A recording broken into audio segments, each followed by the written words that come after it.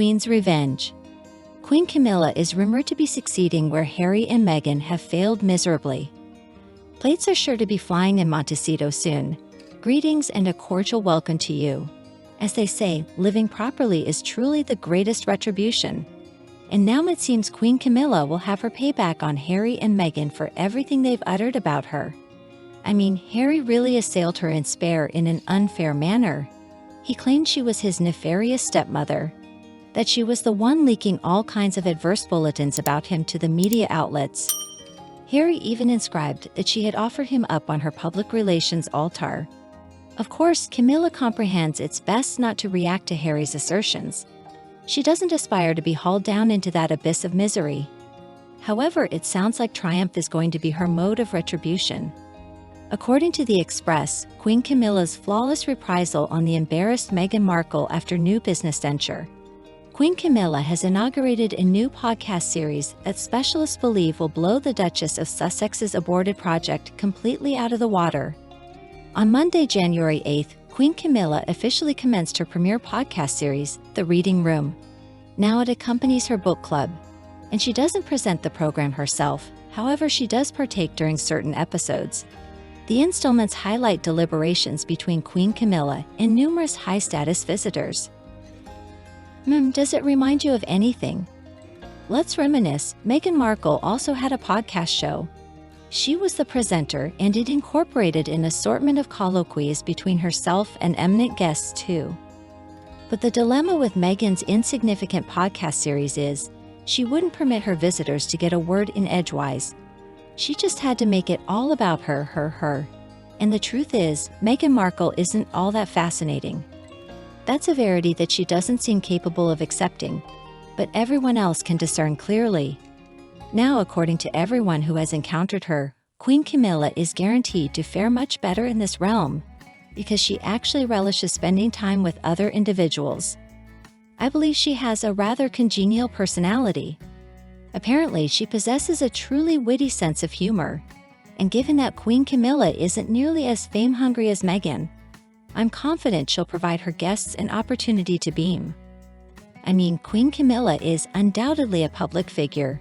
She garners substantial media attention, but I've never deemed that's the rationale she is with Charles. I think she genuinely adores him. She doesn't mind being in the limelight because it accompanies being his wife. But simultaneously, she doesn't pursue it like Meghan Markle does. Predictably, people are already juxtaposing Queen Camilla's podcast to Meghan Markle's, and the discrepancies are pretty obvious. One commentator, Denise Palmer Davies, the director of War Media, declared, "After all the injurious things Harry has uttered about Camilla, she has finally got her own back on them. If her podcast thrives, and I'm assured it will, she will have excelled in an arena they so desperately aspired to prevail in. Then that is the consummate retribution, and she is absolutely accurate." The comical thing to me too is that Queen Camilla doesn't have to strive so arduously. I think she's just being herself. Frankly, Queen Camilla does not impress me as the classification of woman who tries strenuously at anything. I believe at this juncture in her life, she is complacent with who she is. She comprehends her assets, she knows her flaws, and I presume she has a somewhat laissez-faire approach. She toiled very diligently to ameliorate her reputation with the British citizenry. And at this point, I don't think she is very fretful about the individuals who still detest her. Meghan, conversely, is obsessed with this notion that everybody has got to adore her. She needs to be venerated. She is so desperate for that. The commentator proceeded to utter, "I wager Meghan in particular will be livid over the entire thing, and likely a bit self-conscious that hers collapsed at the first obstacle." Camilla's podcast series also sounds much more captivating. It's going to feature guests such as Joanna Lumley, Ian Rankin, David Baddiel, and Ela Shafak. Now, to be equitable, Meghan Markle also had absorbing visitors on her program. But the predicament was, we didn't hear from them. We just heard about Meghan because she can't really sanction anyone else to illuminate. She always had to redirect the subject to herself and recount her absurd narratives to try to one-up her visitors. I don't believe Queen Camilla will commit the same error. Queen Camilla is also very impassioned about literature. She adores books. Meghan is only fervent about herself, and she only conceived that Foolish Archetypes podcast series because she had a contract to satisfy. She was endeavoring to generate wealth. She was cogitating about what variety of podcast series could possibly flourish. Of course, she was mistaken. But that, again, is because she's so extraordinarily out of sync. Personally, I'm awaiting perusing the critiques of Queen Camilla's podcast series and examining the statistics, because I don't think it necessitates a genius to envisage that her program is going to be much more successful than Archetypes. Genuinely the most delectable form of reprisal. All right, my friends, and now discussion time. Today we're going to be conversing about the remarks that you all bestowed in response to the video. Hilarious clap back from mortified Meghan. Too busy to attend Golden Globes? Yeah, right. In this video, we discuss the assertion that Meghan was invited to the Golden Globes. She just couldn't come because of previous engagements. What those previous engagements are, we have no clue.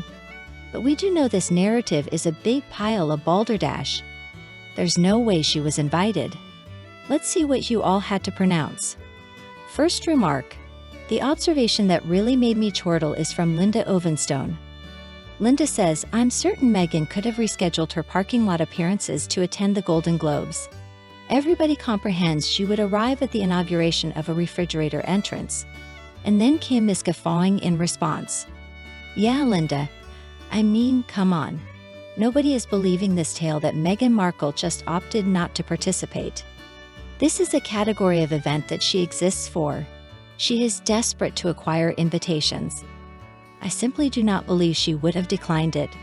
I mean, maybe she did because Harry refused to accompany her and she didn't aspire to be discomfited by materializing alone. But even then, I don't know. Something informs me Meghan Markle is not easily embarrassed. In fact, if Meghan Markle were somebody who is easily mortified, I don't believe she'd be executing the majority of the stuff we see her doing. Next up, a very astute observation from Kate London.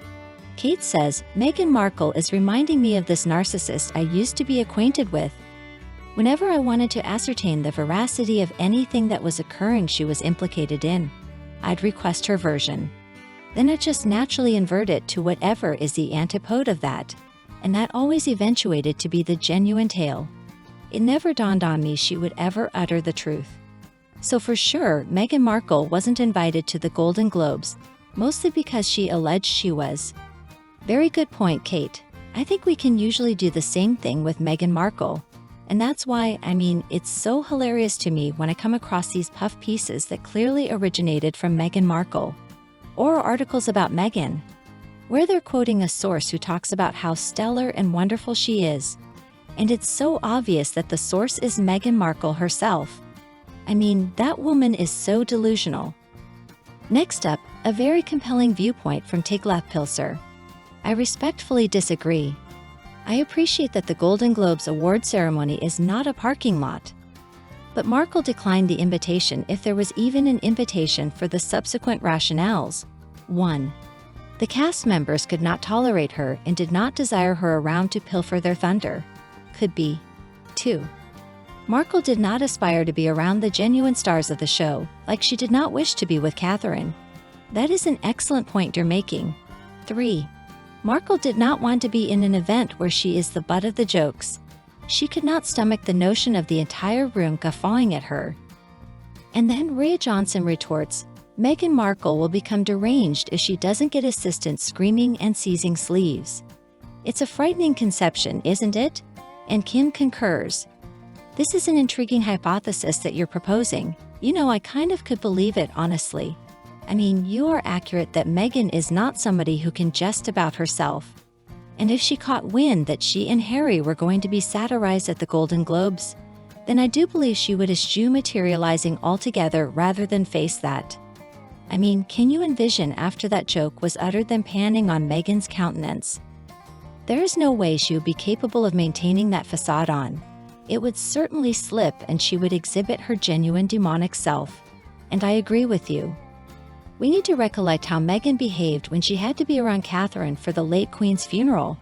she was frightened out of her mind. She did not aspire to have to confront Catherine after everything she had uttered about her. See, even though Meghan likes to orate a big conversation, when it comes to walking the walk, not so much. Instead, she prefers to just launch her grenades from a distance and then observe the annihilation. I believe she knows that if she were to come head-to-head with one of her adversaries, they would absolutely obliterate her, and she can't have that. All right, my friends, that is all the time that we have for now. So tell me what you think about Queen Camilla's new podcast. Do you agree with the predictions that it's going to overwhelm Meghan Markle's Archetype series? Please let me know your opinion below in the remarks section. If you enjoyed this video, please don't hesitate to like and share it with your friends and family members who would enjoy it as well. If you haven't already, don't forget to click that subscribe button so that you don't miss a single update. Thank you so much for watching. I appreciate you taking the time to view this video. Please subscribe if you haven't already and click the notification bell so you don't miss any new content. Wishing you an amazing 2024 filled with happiness, success, and good health. Let me know your thoughts in the comments below. Until next time, take care.